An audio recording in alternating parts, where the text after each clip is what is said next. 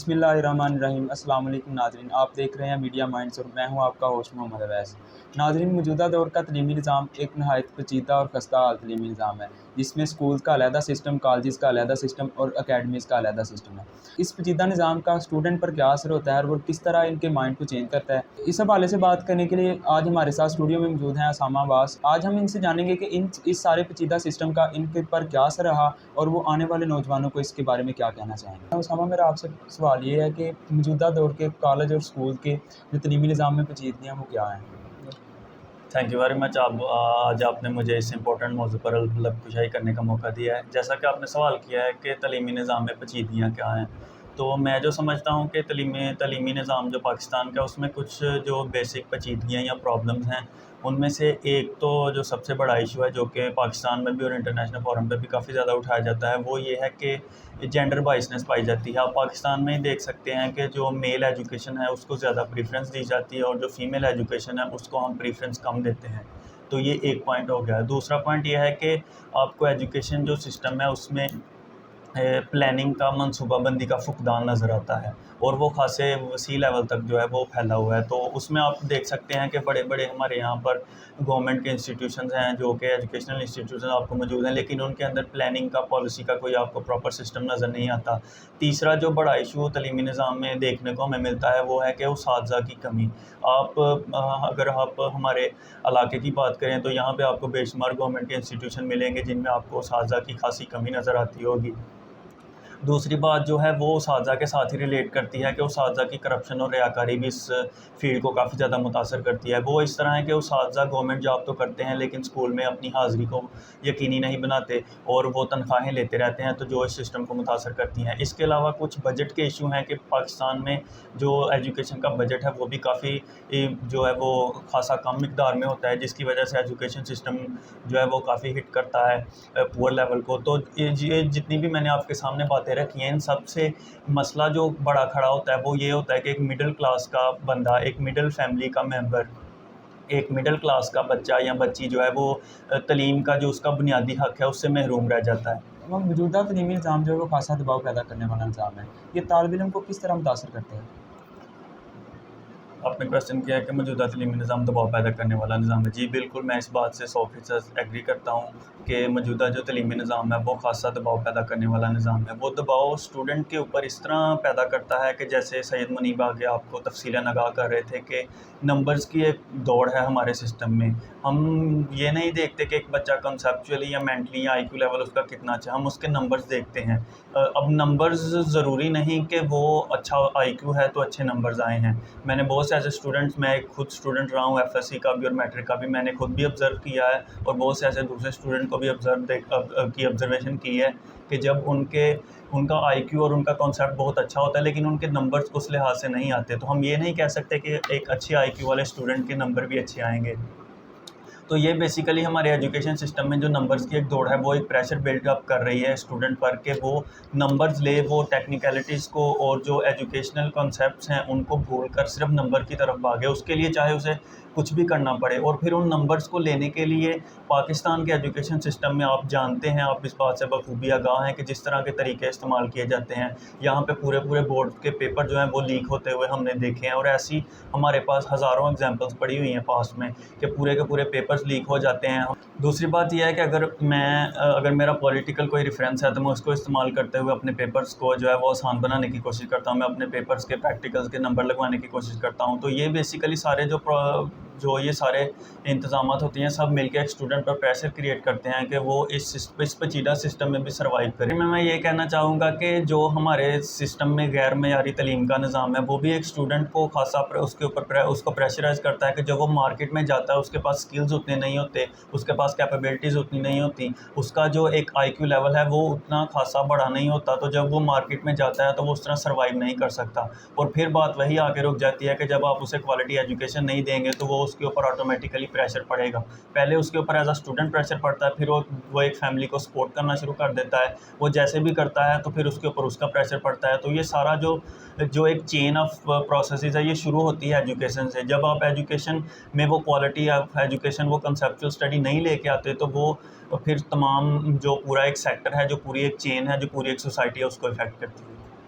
नाज़रीन, इस important topic पे ये सबसे इम्पोर्टेंट जो क्वेश्चन है वो ये है कि जो लोग हैं वो सरकारी इदारों के बजाय गैर सरकारी इदारों का इंतखाब क्यों करते हैं। मैं इसका जवाब उसामा आपसे चाहता हूँ कि आप इसके बारे में क्या कहना चाहेंगे? मैं इस आपके सवाल का जवाब इस तरह देना चाहूँगा कि फॉर एग्ज़ाम्पल अगर मैं एक फ़ैमिली का सपोर्टर हूँ और मैंने अपने बच्चे को या अपने भांजे को या किसी भी अपने सिबलिंग को किसी स्कूल में दाखिल करवाना है, तो मेरे पास ऑब्वियसली 2 ऑप्शन होते हैं, एक गवर्नमेंट इंस्टीट्यूशन का और एक प्राइवेट इंस्टीट्यूशन का। मैं प्राइवेट इंस्टीट्यूशन को प्रेफ़र करूँगा। उसकी कुछ बेसिक वजूहात हैं जो कि मेरे ओपिनियन में काफ़ी ज़्यादा अहमियत की हामिल हैं। उनमें से एक वजह ये है कि आपको पता है कि प्राइवेट सेक्टर के जो नताइज हैं वो काफ़ी ज़्यादा लोगों को अट्रैक्ट करते हैं। आपको बड़े बड़े billboard, sign boards, advertisement नज़र आ जाती हैं जिनमें बच्चों के खासे अच्छी मिकदार में नंबर्स आपको देखने को मिलते हैं। तो हर वालिदैन चाहते हैं कि उनका बच्चा टॉप करे, उनका बच्चा नुमायाँ नज़र आए, तो उसकी वजह से वो प्राइवेट इंस्टीट्यूशन का रुख करते हैं और प्राइवेट एकेडमिक सेंटर्स का रुख करते हैं। दूसरा जो सबसे इम्पोर्टेंट पॉइंट है वो है चाइल्ड सेफ्टी का। मैं अपने बच्चे को एक इंस्टीट्यूशन में भेज रहा हूँ, मैं जो सबसे पहले एक चीज़ इंश्योर करूँगा वो उसकी सेफ़्टी है कि उसके आने जाने का जो रास्ता है वो ठीक होना चाहिए। वो जहाँ पे बैठता है, स्टडी करता है, वो माहौल कैसा है, उसको फैसिलिटीज़ कैसी मिलती हैं, ये वाली चीज़ें मैं सारी देखूँगा। तो वो प्राइवेट सेक्टर में हमें बदकिस्मती से मैं कहूँगा, क्योंकि गवर्नमेंट सेक्टर ने अपने इंस्टीट्यूशन पे पैसा इन्वेस्ट किया ही नहीं, जिसकी वजह से प्राइवेट सेक्टर इस रेस में काफ़ी ज़्यादा आगे निकल चुका है। और उनको अप्रिशिएट भी करना चाहिए कि उन्होंने मौके का फ़ायदा उठाते हुए गवर्नमेंट इंस्टीट्यूशन को पीछे छोड़ दिया है। तो ये चीज़ है। और तीसरा एक बहुत इंपॉर्टेंट पॉइंट नज़र आता है, वो ये है कि प्राइवेट सेक्टर में जो आपको उस्ताद कराम मिलेंगे वो गवर्नमेंट टीचर्स के लिहाज से काफ़ी ज़्यादा जो है वो मॉडर्नाइजेशन को अपना चुके हैं और अपना रहे हैं। उनके पास डिजिटल स्किल जो हैं वो एक सरकारी टीचर से काफ़ी ज़्यादा मौजूद है। और इसकी आपको बेस्ट एग्जांपल मिल जाती है अगर आप किसी प्राइवेट सेक्टर को विज़िट करते हैं। आप पाकिस्तान के बड़े प्राइवेट स्कूल्स को विज़िट कर सकते हैं, बड़े प्राइवेट कॉलेजेस को विज़िट कर सकते हैं। पंजाब ग्रुप ऑफ कॉलेजेस के नाम से पाकिस्तान का सबसे बड़ा कॉलेज सिस्टम चल रहा है और वो बेसिकली एक प्राइवेट इंस्टीट्यूशन है। और आप वहाँ पर जाकर क्वालिटी ऑफ एजुकेशन, वहाँ का फैसिलिटी स्टैंडर्ड्स, वहाँ के ट्रांसपोर्ट सिस्टम, आप सब कुछ जाकर चेक कर सकते हैं। तो आप ये सारी चीज़ें कि वहाँ पे क्वालिटी एजुकेशन भी मिल रही है, वहाँ पे क्वालिटी टीचर्स भी मिल रहे हैं, चाइल्ड सेफ्टी सबसे अच्छी है, और सबसे बड़ी बात जो सबसे ज़्यादा अट्रैक्शन पैदा करती है वो वहाँ का रिज़ल्ट है। तो ये सारी चीज़ें ऐसी हैं जो एक मिडिल क्लास बंदे को भी फोर्स करती हैं वो सरकारी की बजाय गैर सरकारी को जो है वो चुने।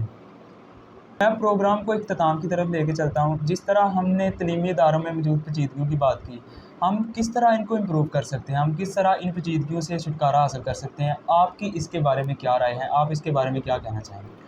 मैं यहाँ पे आपके सामने 3-4 सिंपल पॉइंट्स रखना चाहूँगा जो कि इस पेचीदा सिस्टम को काफ़ी हद तक बेहतर बना सकते हैं अगर उन पर 100% अमल किया जाए। उनमें सबसे पहला पॉइंट ये है कि जो हमारा तलीमी निज़ाम है उसमें हम देखते हैं कि लैंग्वेज का डिफरेंस पाया जाता है। इंग्लिश मीडियम सेपरेट है, उर्दू मीडियम है, और इस तरह के डिफरेंट जो सेपरेशंस हैं उनको ख़त्म करना चाहिए। एक जो ज़ुबान है वो इस्तेमाल करनी चाहिए, वो आप कोई भी कर लें। मैं इंग्लिश को फेवर नहीं करूँगा, मैं उर्दू को फेवर नहीं करूँगा। आप इंटरनेशनल जो हमारी मॉनिटरिंग पॉलिसीज़ हैं उनको देखते हुए, अपने इंटरनेशनल रिलेशंस को देखते हुए, अपने फ्यूचर को देखते हुए किसी भी एक ज़ुबान को इख्तियार कर लें और सारा सिस्टम, सारा एजुकेशन का जो सिलेबस है, सारा जो तलीमी निसाब है उसको उस ज़ुबान में ट्रांसफ़र कर लें और फिर उस पर लोगों को क्वालिटी एजुकेशन दें। दूसरा पॉइंट ये है कि गवर्नमेंट से यहाँ पर खुसूसी अपील ये है कि वो तलीम के बजट को जो है वो बढ़ाएँ। अभी पाकिस्तान का जो तलीमी बजट है वो 1.77% इस्तेमाल होता है हमारे पूरे बजट का।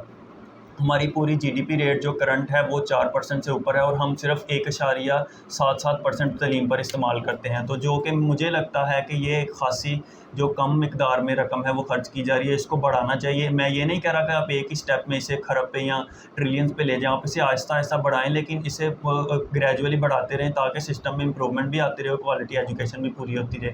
और तीसरा एक इंपॉर्टेंट पॉइंट ये है कि मेल और फीमेल एजुकेशन इक्वली होनी चाहिए मेरिट के ऊपर, इसमें कोई तजाद, कोई किस्म का डिस्प्यूट नहीं होना चाहिए। और एक और लास्ट पे पॉइंट जो मैं आपके साथ शामिल करना चाहूँगा कि हमारे हर स्टूडेंट को एक मसला होता है कि उसे इंडस्ट्री में जाके, मार्केट में जाके नौकरी नहीं मिलती, जॉब्स नहीं मिलती, वो क्वालिटी एजुकेशन रखता है या नहीं रखता, उसे जॉब नहीं मिलती। तो इसके लिए जो मैं समझता हूँ कि एक बहुत अहम और ज़रूरी जो नुक्ता है उस पर काम करना चाहिए, वो ये है कि जो हमारा इंडस्ट्रियल सेक्टर है جو ہمارا مارکیٹ کا سیکٹر ہے اسے ہمیں ایجوکیشن کے ساتھ کسی بھی طریقے سے اسپانسرشپ کے ذریعے یا کئی اور طریقوں سے، یہ پالیسی میکرز کا کام ہے، لنک کرنا چاہیے، تاکہ ایک بچہ جب اپنی ڈگری یا اپنی ایجوکیشن مکمل کرے تو انڈسٹری اسے ویلکم کرے کہ وہ آ کے وہاں پہ جاب کرے اور اپنے اسکلز کو انہانس کرے۔ تو یہ میری طرف سے کچھ پوائنٹس ہیں جو میں سمجھتا ہوں کہ جن میں امپرومنٹ کی ضرورت ہے، اور مجھے امید ہے کہ اگر ان پر 100% کام کیا جائے اور وقت سے پہلے ان پر کام کیا جائے تو پاکستان کا تعلیمی نظام اچھی خاصی ترقی کر سکتا ہے، اور ہمارے یہاں کے طالب علم جو ہیں وہ بھی دن دگنی اور رات چگنی ترقی کر سکتے ہیں۔ ناظرین، یہ تھا ہمارا آج کا پروگرام جس میں ہم نے پاکستان کے وسیع تعلیمی نظام کو مختصراً بیان کیا۔ آپ کی اس کے بارے میں اگر کوئی رائے ہے یا آپ کا کوئی اس سے متعلق کوئی کویشچن ہے تو آپ ہمیں کمنٹ باکس میں پوچھ سکتے ہیں۔ ہمارے چینل کو سبسکرائب کریں، ویڈیوز کو لائک کریں، شیئر کریں۔ اللہ حافظ۔